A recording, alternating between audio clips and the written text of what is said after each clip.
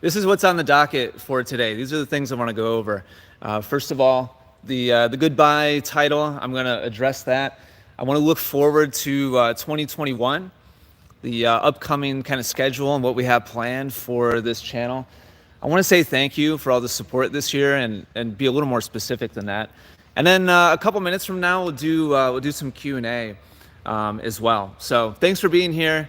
And if you have any questions you'd like me to answer, I'll be happy to do that in just a couple minutes. So 2020 has been a crappy year, and it's been a big challenge for us as well. We've had a lot going on here behind the scenes.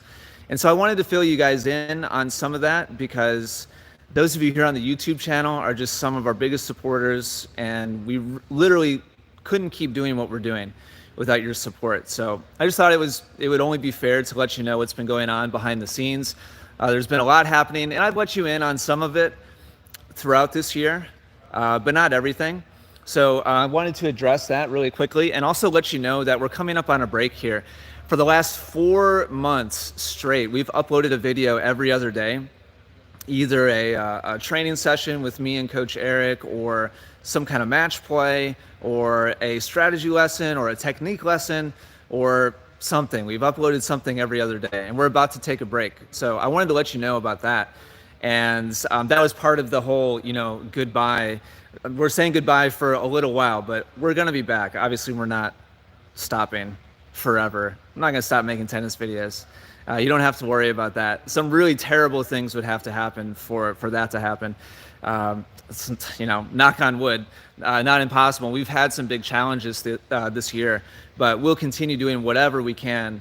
This is what I love to do. I love coaching. I love making videos. I love playing tennis. And this YouTube channel is a way to kind of magically combine all of those things. And I feel incredibly blessed to be able to do that.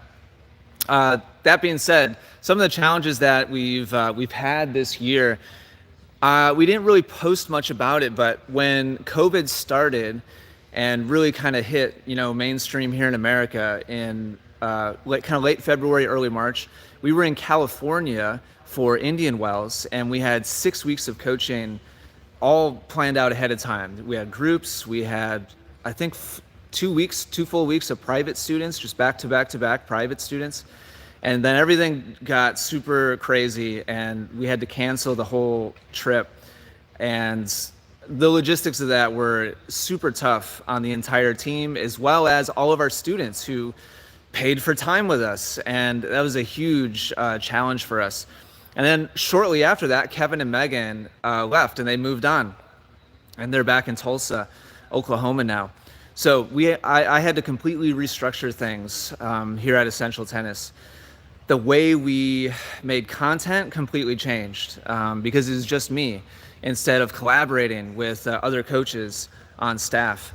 So that's when I got this smart board, was when Kevin and Megan left, and I realized, holy cow, everything is about to change, and I have to completely reinvent the way that we go about making lessons, because I'm not going to have other coaches to play off of. I'm not going to have other coaches to plan with or collaborate with.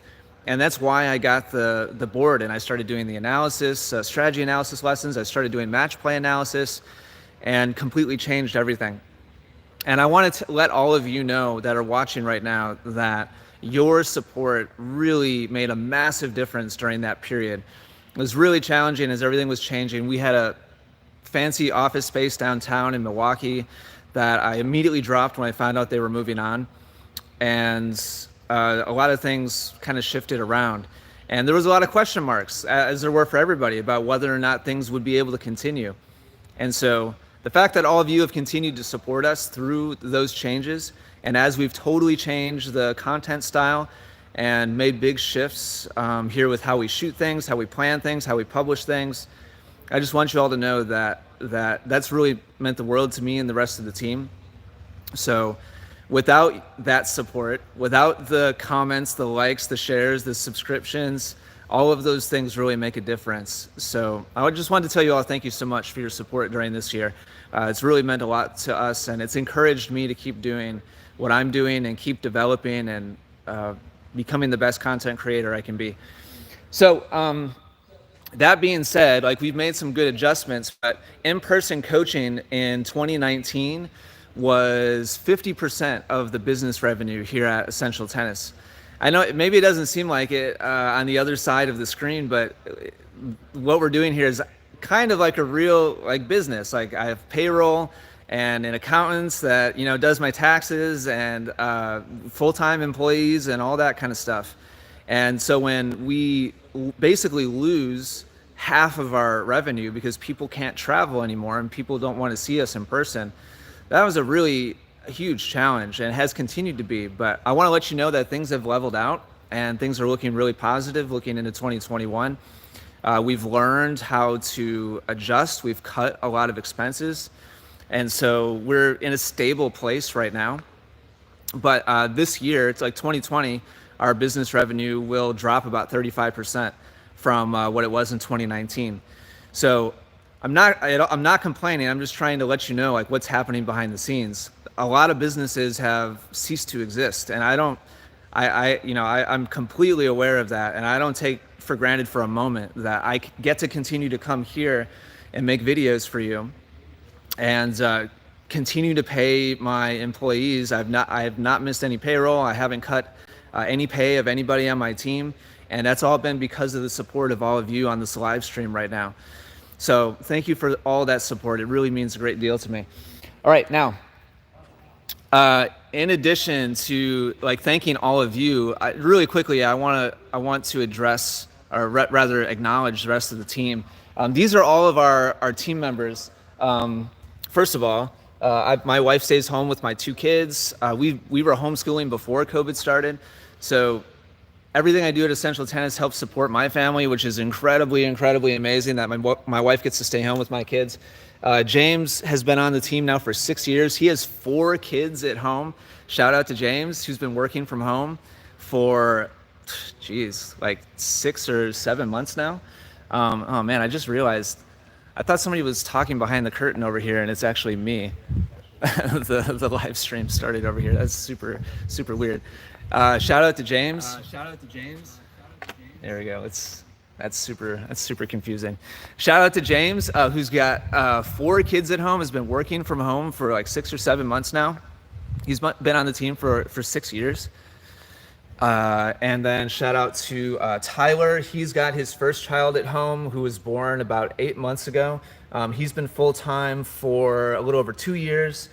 James and Tyler are both full-time production people. They edit all the videos that you guys see. Shout out to Matt, who joined us about 7 or 8 months ago. He's the support team. So any of you who've signed up for our digital coaching and you've needed help with like login or anything like that, Matt's the one who's behind the keyboard, managing all of our students and all of our administrative stuffs, just kind of really the backbone of everything that happens behind the scenes. Shout out to Bryan, who's been working with us part-time for 2 or 3 years. And shout out to James, who's our developer. He does all of our web development and design. He's been working with me for, I think, 8 or 9 years now. He's been doing all my web design. So you all support these people. 9 kids. 9 kids, 5 families. And so you make all this possible. And I just, as I look back on 2020 and, things could have gone a different direction for us. The fact that we have this digital support system online, all of you, has made it possible to continue keeping things moving. So I wanted to let you in on all those things and just tell you my appreciation and pass on the appreciation of the rest of the team too. Okay. Looking on to 2021, we've got a lot of great things planned and super excited. We have some new match play coming up I can't tell you what it is yet. I'm still working on the details, but super exciting. It's going to be unlike anything that's been published on the internet so far. So really looking forward to that. I just did a training session and I just hit for about an hour and a half. Looking forward to 2021. I'm going to hopefully get back to training full intensity very soon.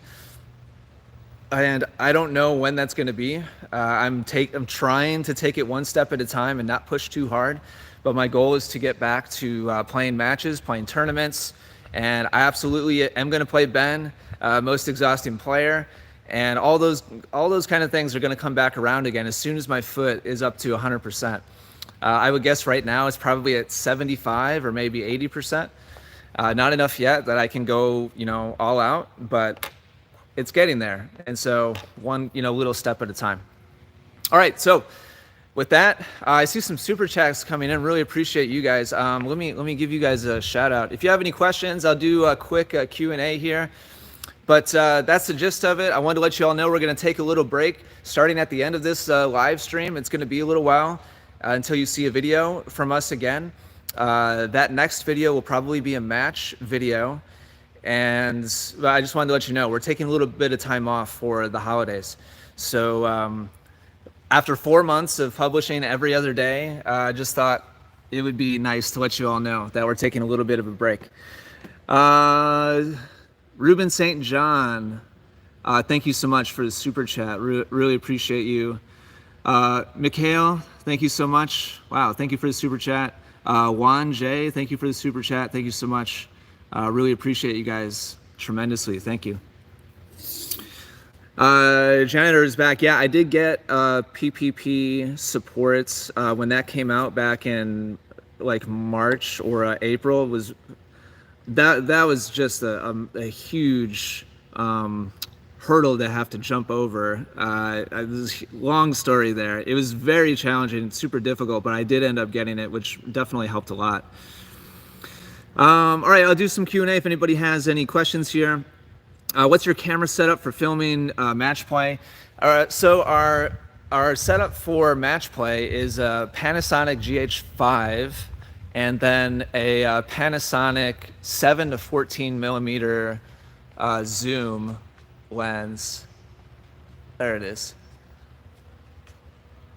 There it is. And we have that set up on a like a crane, basically behind the curtain. But it's a 7 to 14 millimeter lens and a Panasonic GH5 camera. It's been doing really nice work for us. I've had that lens for years, and it's incredible. Really nice wide angle, and the GH5 does really nice work, especially for the money. It's pretty incredible. Scott Paxter, what's your favorite Nest cocktail? If I'm at the Nest, oh man, I know I've got to kind of pace myself a little bit. I'm gonna go vodka and soda, or gin and soda, tonic, or not tonic, soda water. Shout out to Scott Baxter from playercourt.com in the chat. Shout out to Tennis Paris Brothers. Merry Christmas to you guys. Good job on your content as well. Seen a bunch of content creators in here. I saw Mark Sanset at one point. Really cool to see a bunch of tennis. Oh, speak of the devil. Mark Sanset with the super chat. Nolan with the super chat. Hey, what's up? Thank you so much, guys. Will you let me collab with you as a special guest this coming year? I'll take this money for KFC, buying tennis shoes with better ankle support. We can talk. I almost don't even want to talk about shoes and like ankle support and all that, because people get so triggered about it. People have such strong opinions about what I should do with my feet. It's kind of weird, and most of you mean well, so like I appreciate your feedback, especially those of you who have had your own experiences. I totally get where you're coming from, but I'm being responsible, and I have my own way of going about it, and maybe I'll talk about it at some point in the future, but a lot of people get super bent out of shape about it. Yeah, Mark, dude, you can totally collaborate. Yeah, anytime. Mark just happens to be like 10 minutes away from the Essential Tennis Court, so he's been kind enough to help me out with some videos recently. Definitely go subscribe to his YouTube channel. He talks a lot about string and frames and equipment. Nolan, thank you so much for the super chat. Tennis Elbow, thank you so much from Tennis Elbow. Have a great holiday. Enjoy the rest. We'd love to get some feedback on my play on my channel sometime. Yeah, Tennis Elbow. take that $10, and that could have gotten you 1 month of Essential Tennis Academy. I don't want this to turn into like a pitch, but I do video inside of Essential Tennis Academy. If you want me to look at your stroke technique or your match play or whatever, I do 2 per week live Q&As, and I do video analysis. So check that out. Tennis Out. You can shoot me an email as well. I don't always get back to those, but ian@essentialtennis.com. Bryan, Mark, super long time supporter of Essential Tennis. Like over 10 years ago, Bryan started following my content, and Bryan's dad as well, Dana. Good to see you, Bryan.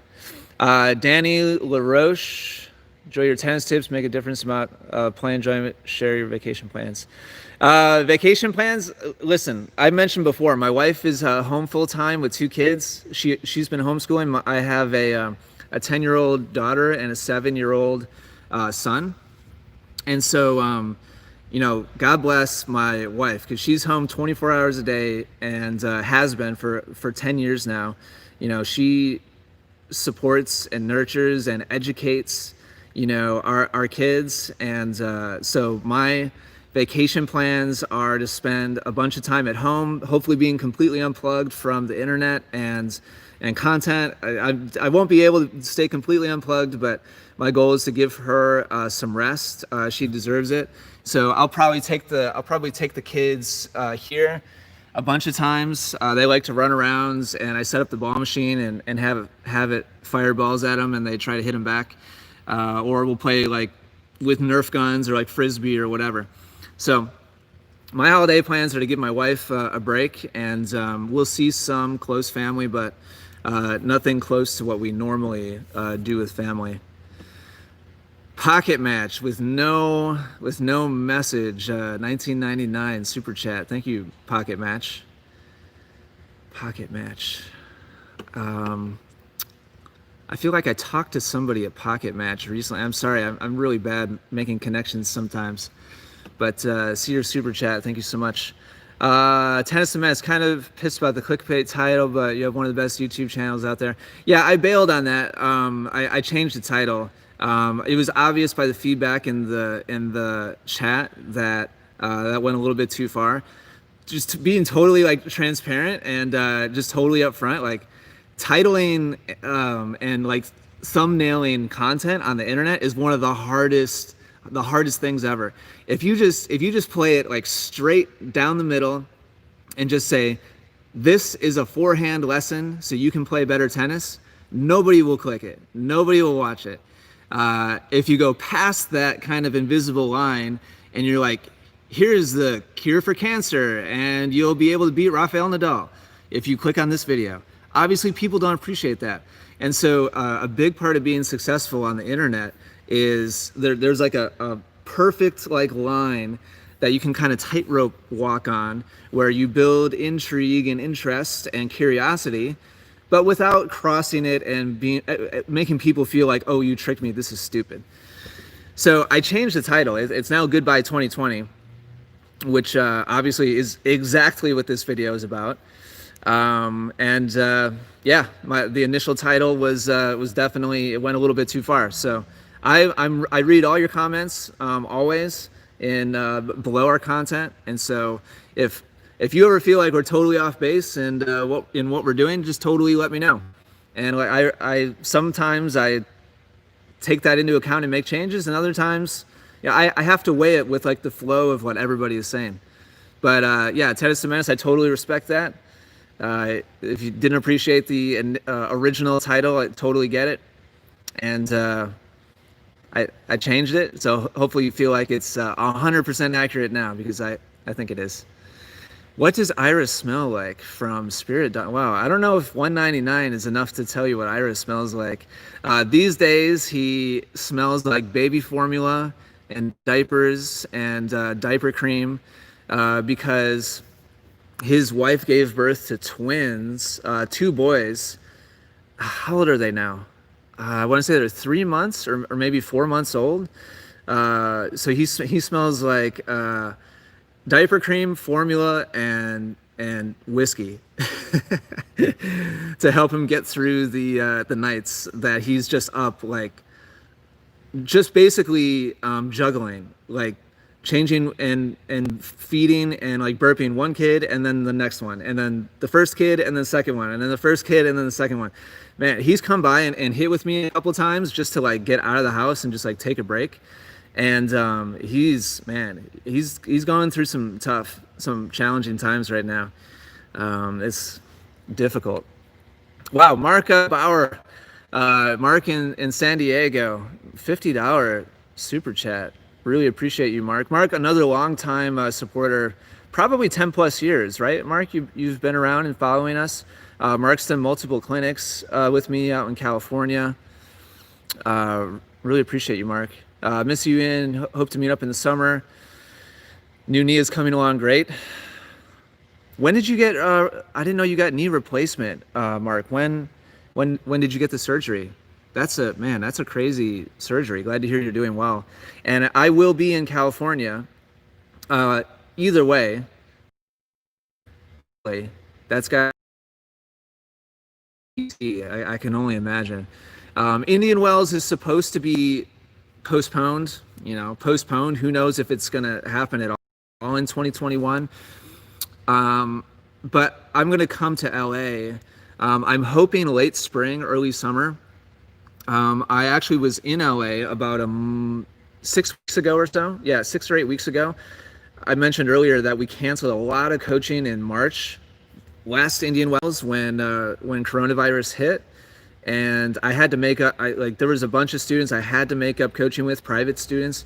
So I was in LA like a month ago at a private court, not at a club, just somebody's backyard, and it worked out awesome.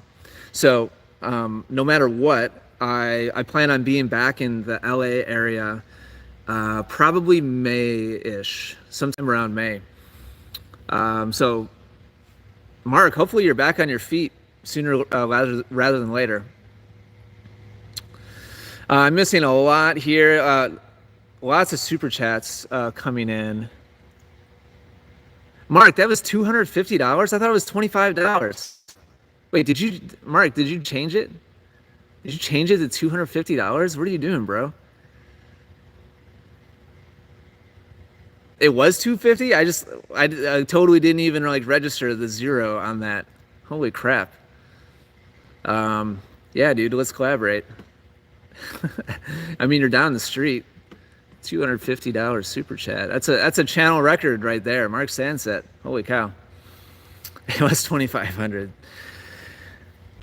Okay. Let me try to find some questions here. There's been a lot of super chats. Mel Fox, I'd really like to participate in some singles clinics in Milwaukee next year. Will there be some in 2021? Listen, I would love to do clinics, but nobody wants to travel right now, and nobody wants to come out and hang around a group of strangers that they've never met before. They don't know where they've been or what their habits are or how seriously they're taking things, yada, yada, yada. So we have not offered any clinics in the last 8-9 months, and I don't plan on offering any group stuff until things start to settle down, until things start to become somewhat normal again.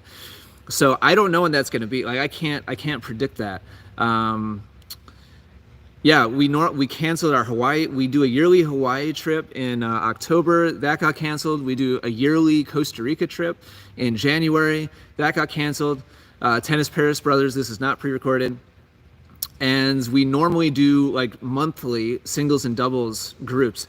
All of those have been canceled. That's why our Essential Tennis like business revenue is down 35% this year compared to last year. Maybe it's closer to 40% now. So trust me, like I want to do groups, but there's zero interest right now. Most of our students travel. Most of our students are not from Wisconsin. They travel from different states, different countries.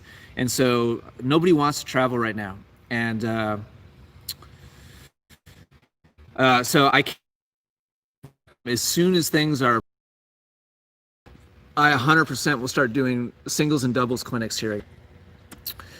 VMMB, am I still writing my book? Yes. I've been working on a book. This is something I really haven't talked about at all, hardly anywhere. You would have had to either be on my email list or listen to my podcast. I think I've talked about it there. I've been working on a book for 4 years now with a writer, and it looks like it's going to come out in spring of 2022.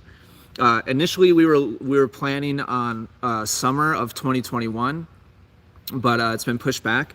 But we're working on the final manuscript right now. It's going to be somewhere around 50 chapters, like short chapters, covering strategy, technique, mental game, how to improve, like the learning process, how to develop yourself as a tennis player. Really kind of A to Z tennis success kind of handbook or manual. So really excited about that. I haven't really talked about it yet because it's still a ways out, but it's kind of a dream, a dream. It still feels like it's not really real yet, to be honest, even though I've been working on it for 4 years. And we sold it to a major like publisher. So it's gonna be like a real, like a real book. Which is pretty amazing. So looking forward to that a lot. All right, let's see what else we have here. When are you doing more podcasts? Nathan Rosen, I'm sorry. I thought about doing some today. I actually kind of had a little bit of time to myself today. I did a little bit of reading today, which I haven't done in months and months and months.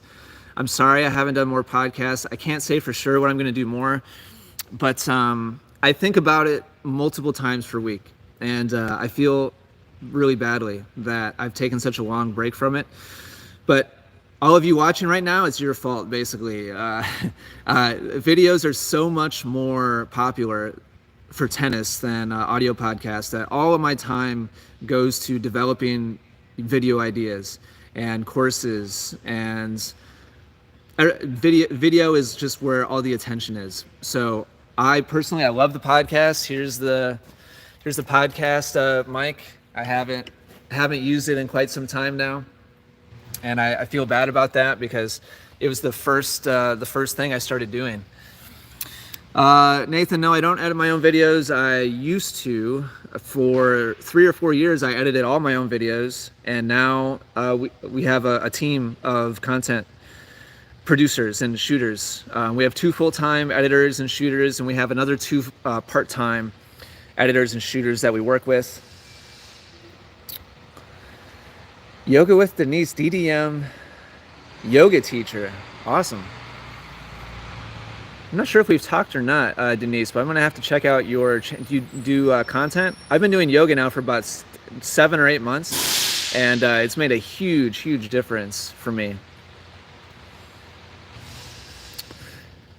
Okay, opinion on our Tango tennis rackets. Have not heard of them, so can't help you out. Karen, love your podcast. Thank you. I appreciate that, Karen. I'm looking for more questions. Do your kids play tennis? Not really. Like, they have rackets. Over here that stay here on the court, and so we'll come here maybe 2 or 3 times a month, and they run around and hit the ball. But no like traditional like lessons or anything structured. Sorry, it might be a little bit noisy here for a couple minutes. They're not super interested, so I don't push them to do tennis, and that's something I feel really strongly about. You have sponsors and do giveaways to subscribers. I only have one sponsor, like official sponsor right now, and that's Playmate, the tennis ball machine. That's the machine and the banner right there, and they also make the ball mower. It's everything's backwards on my screen. So the mower, the ball machine are incredible. They make really high quality stuff. Literally the best ball machine you can buy. So that's why you see me feature Playmate ball machines in our content. They do an amazing job, and they support us. So we appreciate them a lot. They're my only official sponsor right now. Let's see, questions. Is the court rented? Yes. Yeah. How much do you think I pay? Yeah, this is my court. It's a private court, and the space is owned by the storage people here, and it costs a lot of money to have your own indoor tennis court in Wisconsin. But this is like what our business is founded on, is we can walk out here anytime, any day, work with students, shoot videos, and it's amazing to have. Okay, let's see, questions. $250 all in pennies. Mark would do that. Mark Sansit would give me a bag of pennies, and he'd probably smash my ankle with it first, and then he'd pour the pennies on me while I was laying on the floor. Yeah, Karen, it's a 8 courts facility that went out of business. This side, here, I'll show you guys. You guys want to see the building really quick? So the club is, it's an old 8 courts club. This has never been seen before. And so here, I'll show you guys, this is up by the old viewing area. And so my side of the building was 4 courts. So there's our space, the court, and then next to our court, so this used to be 4 tennis courts, and now it's just floor to ceiling storage pods. And the other side of the building was another 4 courts, and now that side of the building is all soccer training, and they occasionally use it for volleyball. I'd go over there, but I'd probably lose my Wi-Fi signal. So that's yeah, a super unique building. The whole structure is owned by the storage people. Ever play on grass or clay? Yeah, I've played quite a lot on green clay, artificial clay. I've never played on red clay. That's definitely like real, the crushed brick. That's definitely a life goal of mine. I have played on grass, super unique, both a lot of fun. Is your ankle okay now? No, it's not okay. It's a lot better. I can move around and I can train now, but not 100%. Do you regret going back to the court before it healed up? That's a good question, August. No, I don't regret it. That's complicated. Like, I feel bad. Like, I know I pushed it a little too much, but I don't regret doing it because that's just my personality. Like, I enjoy pushing the envelope, and I'm kind of a rebel, so I don't regret, the fact that I did it. If I rolled it, listen, I would 100%, I would regret it if I rolled it, but the fact that I saved it, I know this sounds really bad, but the fact that I saved it means that I don't regret it.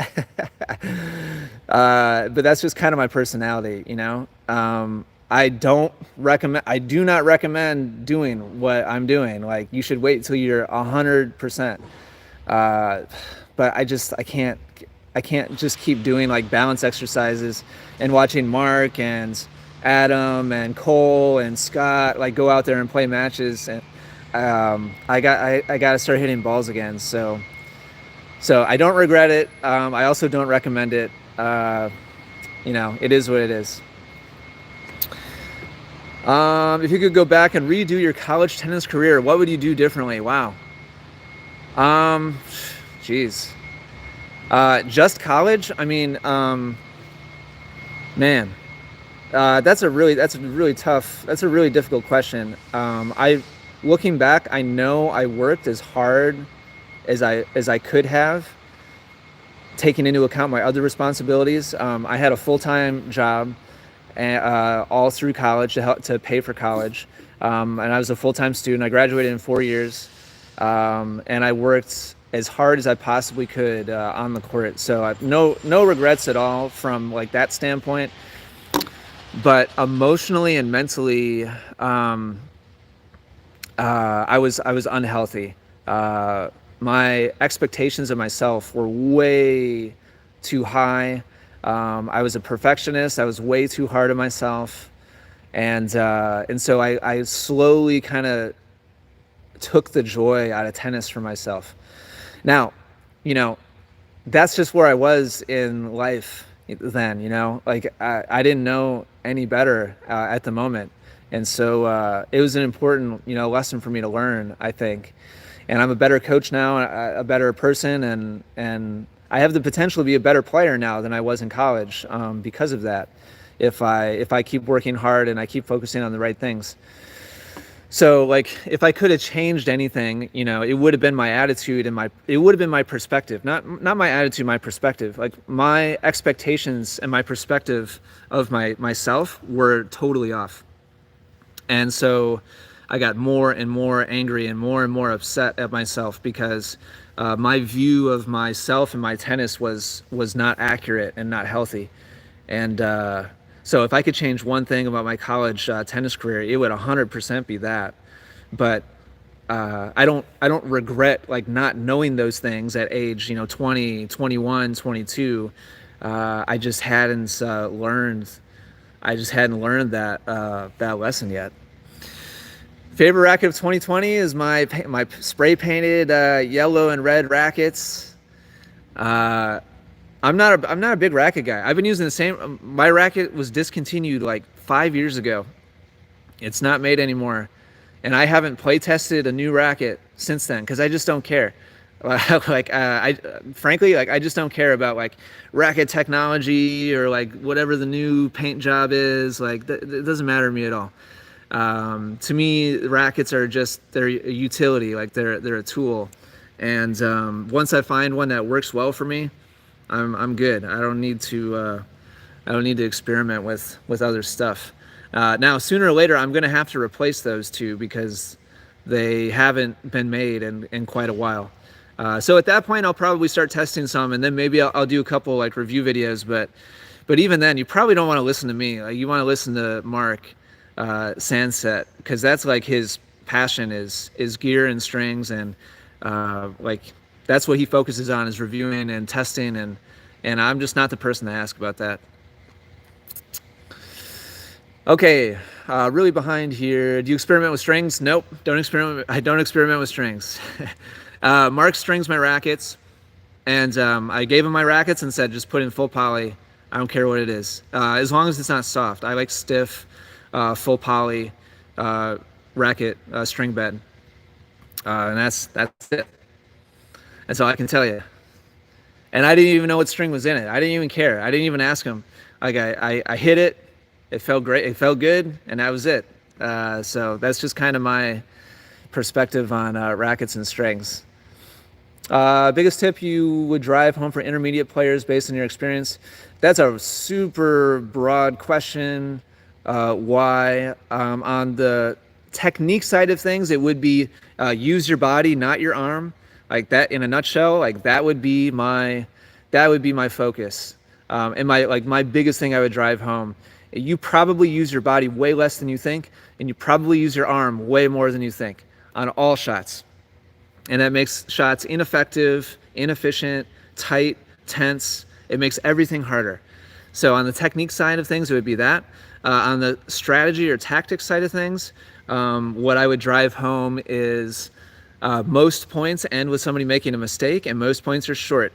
So I think players under focus on the serve and the return. Your average tennis player's training session involves a whole lot of shot tolerance hitting, meaning let's see how many we can hit in a row.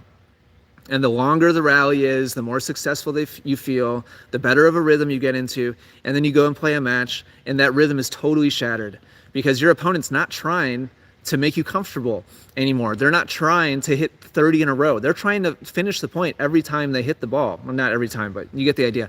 They're trying to make you uncomfortable every shot. And so it's completely different. There's a huge disconnect between how players practice and how they experience matches. So if players would put a premium on their serve and their return and focus on short sequences, they would be way more successful in matches. That's it in a nutshell. Wilson released a new burn this year. Is it 95 square inch? Mitu? What is the worst thing about tennis, in your opinion? What's the worst thing about? Oh wow, I mean, geez. Uh, I mean, the worst thing about tennis is, I mean, it comes back to people, you know? Like, certain types of people can ruin it for others. Some people take it way too seriously. Some people think that there's like a right and a wrong way to play tennis. There's a right and a wrong racket to use. There's a right and a wrong string that you should have in your racket. There's a right and a wrong aesthetic or like technique. Topspin is better than slice, and power is better than consistency, and offense is better than defense. And people that have like a very rigid, dogmatic view of what good tennis is and what bad tennis is, and what I like is good and what you like is bad, like those people really ruin it and take all the fun out of it for a lot of amateur players and recreational players. To me, that's the worst part about tennis. That's a good question. Yeah, I don't know if elitist. Yeah, that's an unfortunate thing about tennis too. Yeah, Karen, I think you're right on. I think you're right on there. Like I've worked at some very high end. The last place I had a job before I started doing essential tennis full time, there was an initiation fee, which means you give them this money to get on the list, and then it usually takes about 2 to 3 years to work your way through like the wait list before you can become a member. And the initiation fee to get on the wait list was $120,000. So you had to write a $120,000 check. This is a golf and tennis club. Like the golf U.S. Open has been played here multiple times. Like very high end golf country club that also had tennis, and I worked there for 6 years. And that kind of tradition of tennis being like a country club sport and everything that comes along with it, socioeconomic, and even like race and gender, politics, and like tennis historically has been a very exclusionary game in a lot of ways. Now, on the flip side, it's also very inclusive in the sense that you can buy a racket for $20 at Target and a can of balls for $3, and go play unlimited tennis at your local like park. So it's like on one hand, it's very low barrier to entry compared to like golf or football. You only need one person to have a great time, and you only need like $20 to get into the sport and then play for years and years. But it also has that history and reputation of being very elitist and exclusionary. So yeah, that's not something I like about tennis either. Tennis time. Did I just describe wannabe pro? I think wannabe pro is definitely playing a character, a percentage of wannabe pro. He really fascinates me. I really enjoyed doing that reaction series to his videos.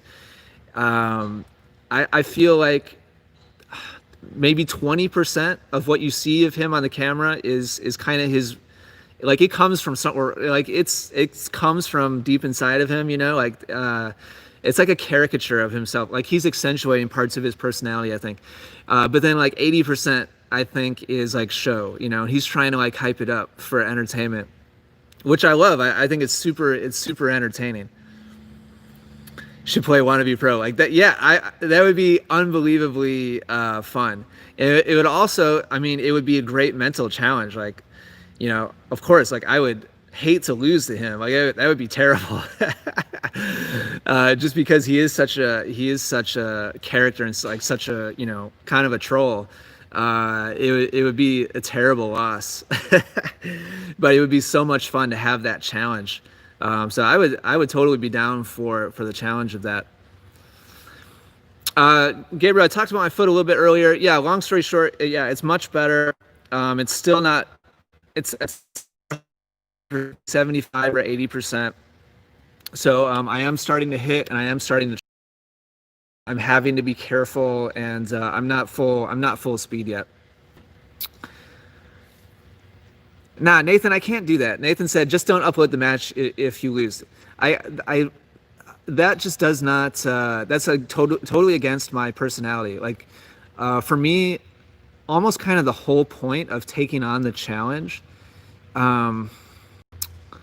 is to share it with all of you. And I want to be a good example. Like, what does it say if I take on a challenge like that, and I put my reputation, my person, myself as like a player and as a coach on the line against a character like that? What message does that send if I lose and don't tell people, or I try to keep it a secret, or I don't upload it? Like, I'm trying to encourage all of you to be more open and more vulnerable, and expose almost kind of yourself, like expose yourself to yourself. Like, you need to know more about your own game, your weaknesses, your flaws.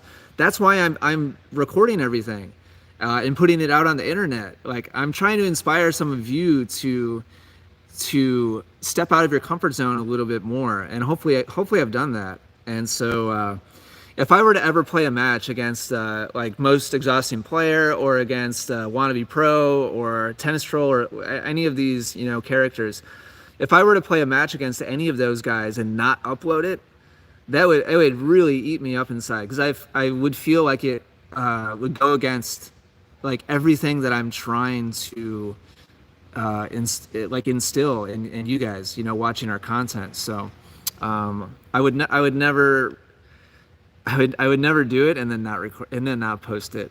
I would feel terrible inside if I did that. Fernando, hello to Brazil. Are you gonna have a rematch with Mark? Yeah, 100%. I'm gonna rematch Ira. I'm going to rematch Mark. I'm 100% gonna rematch them. Yes, I have had tennis elbow. I've had golfer's elbow as well.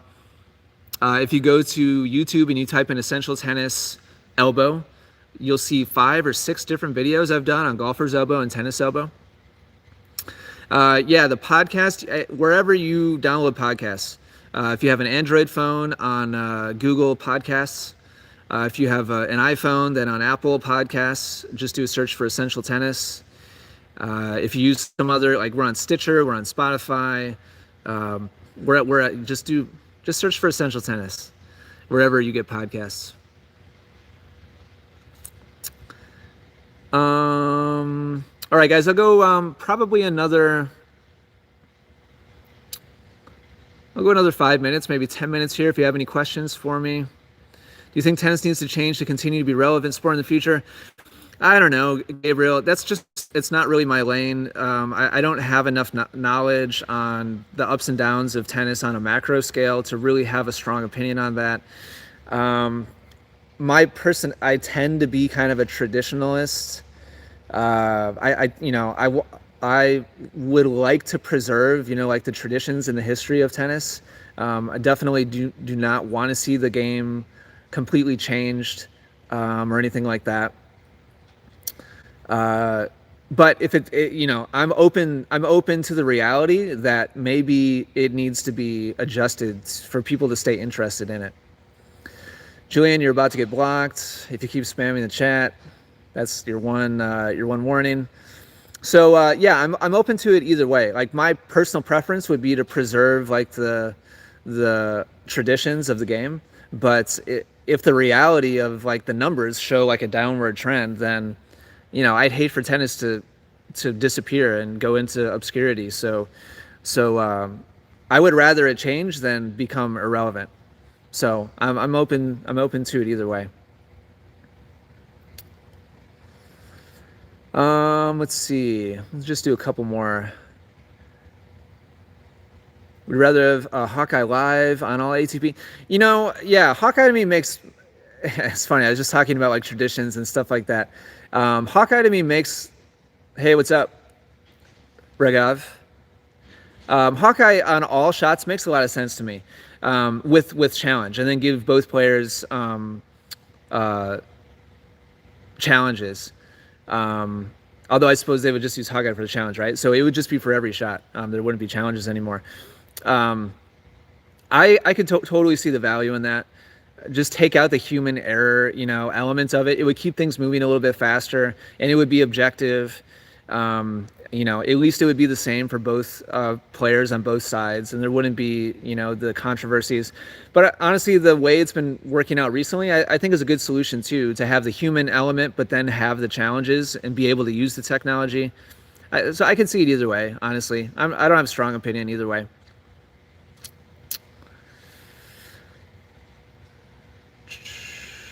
Need 100% election. Yeah, baseball.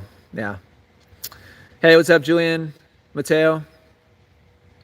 Julian G, my racket setup, it's an old 95 square inch Wilson racket. It's not made anymore. I'll answer just a couple more questions here. Make another video for strategy for lefties to use. Yeah, you know what? That's one topic I haven't really covered, and there's a reason why I flip my lessons and I make myself be a right-handed player.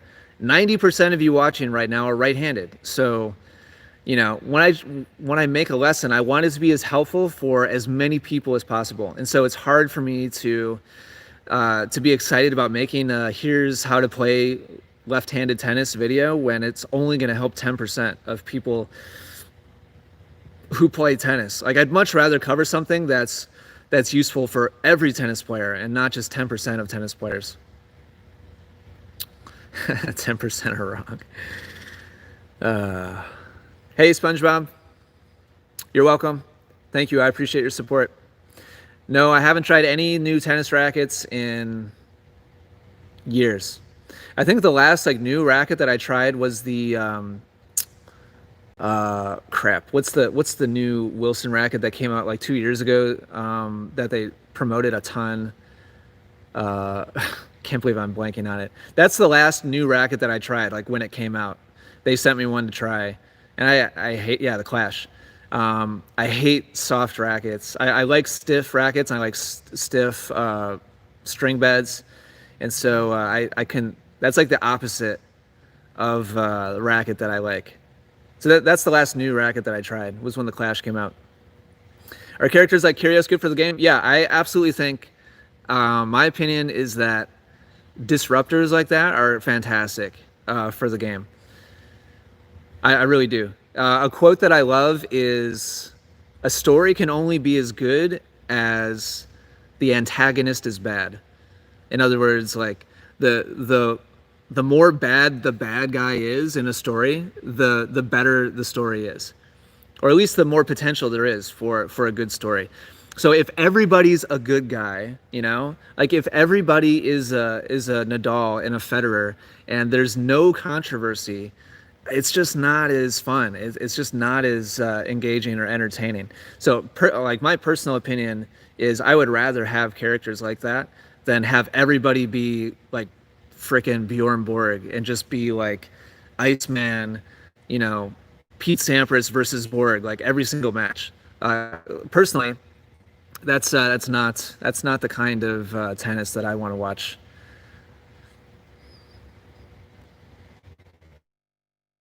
Didn't you beat a player with a frying pan? Yeah, I did. I mean, he was a guy who played tennis. At the time I was getting personal training. He was the guy who was training me. I was working out a couple times a week, and we would kind of argue back and forth about what it would take to handicap me so that we would have a close match back and forth. And so we made a bet that I could beat him with a frying pan. So we bet $20 on a set of tennis, and I beat him with a frying pan. Now, he wasn't a serious tennis player, but he's a good athlete, in good shape, good coordination, and he played tennis a lot for fun, but he didn't play seriously or anything like that. He's probably a 3-0 player. Maybe probably 3-0. Probably not 3-5. Somewhere in that ballpark. That was fun. I have a picture of he and I at the park with $20 and with my frying pan. All right, a couple more questions here before I sign off. Thank you guys for hanging out today. I appreciate it. Denise, great to hear you appreciate the home exercise. Yeah, any of you who are not playing tennis right now because you can't, we have a 7-part video series for free, obviously, on our YouTube channel, all about how to work on your game at home. So, part 3, part 4, it's a 7-part series. So check out those videos. Like, they'll show you how to improve every part of your tennis game at home. Nathan, I think shock absorbers are totally personal preference. They do not actually change the amount of shock going to your arm. They only change the sound of the ball coming off your racket. And so if you like the more thuddy sound, then by all means use a shock absorber. I have never used one. I prefer not to have one. I prefer hearing what it's supposed to sound like instead of changing the sound. I like knowing when I mishit a shot and like by how much. I don't want it to be masked. But that's just my personal preference. Square Lee, I'm about to sign off here, and then you can just rewatch like the first 10 minutes. I talk about the title, so you can check it out as soon as I'm done here. Just refresh, and you can watch the first 10 minutes. Quick advice to get rid of nerves in a match: you don't want to get rid of nerves. Why would you want to get rid of nerves? Nerves are like a huge blessing. Nerves mean that you've worked hard, and this matters to you, and it's important to you, and that's a wonderful thing. That's a great thing. Would you really want to feel nothing when you go out and play a competitive match? Would you really want to have it not matter to you? Would you really want that? I don't want that. Some people think they want that, but I think you would realize after several matches of feeling absolutely nothing inside, because here's the thing: you can't have the excitement without the nerves. When you overcome an obstacle and you feel that like satisfaction at the end of a match, if it doesn't matter to you, you no longer have that satisfaction. It's like, oh well, it's just the way it was supposed to be. Like everything was calm and I played my best again. Like that's not how life works. If you're going to come up against a challenge, and you put something on the line, you're putting your game on the line, you're putting all that time and effort and money you invested in your game. Every time you play a match against somebody who's trying to beat you, you're stress testing all of that investment that you've done. And so of course you're going to be anxious about it, because you're about to find out if it worked. You're about to find out if you've been wasting your time or all that effort and all that time and all that money paid off. And so you're going to feel nervous, and it's a great thing because it means that it really matters to you, and it should matter to you. So rather than try to trick yourself into not feeling that feeling, what you want to do is learn how to hit your best shots in the presence of that feeling. That's what Serena and Azarenka and Federer and that's what they do. They feel nerves. They feel nerves just like we do, and that makes the shots they hit that much more special. All right, let's see. I think I'm going to sign off here. Awesome chat today. Mark Sand said, I feel bad because your super chat's only like halfway. It's not even halfway used up yet. But I'm not gonna do Q&A for another hour. So sorry about that. Maybe I can give you a $125 refund. Really appreciate all of you who sent a super chat. Thank you all so much. If you missed my update at the beginning if you just tuned in the last 45 minutes, please watch the beginning of this video because I give a lot of important information about what's happened over the last 12 months, what's coming up in 2021. Also, we're taking a break here on the channel, so we're not going to upload for a little while. But we'll be back pretty soon. But we're getting off our normal schedule to take a little bit of a break. So that's why you're not going to see a video from us in a couple days. After 4 months of doing an every other day upload, we're going to take a little break. So thank you for your support in 2020. I appreciate it so much. The whole team appreciates it. it allows us to continue doing what we love to do. So I'm looking forward to 2021 very much. I hope you are as well. Thanks for hanging out today. Danica, Merry Christmas. Happy holidays, everybody. Happy New Year. Danny, Happy New Year. Karen, Happy New Year. Tennis Grind, Happy New Year. Happy holidays. Neil Woods, you're welcome. Square Lee, Merry Christmas. Nemo, Merry Christmas. Just trying to say goodbye to a couple of you guys. Paolo, happy holidays. Tim, thank you. Appreciate your support very much. All right, guys, that's all for today. Thanks for hanging out. Thank you so much. I really appreciate it. Merry Christmas, happy holidays, Happy New Year. I'll see you all again soon. Take care.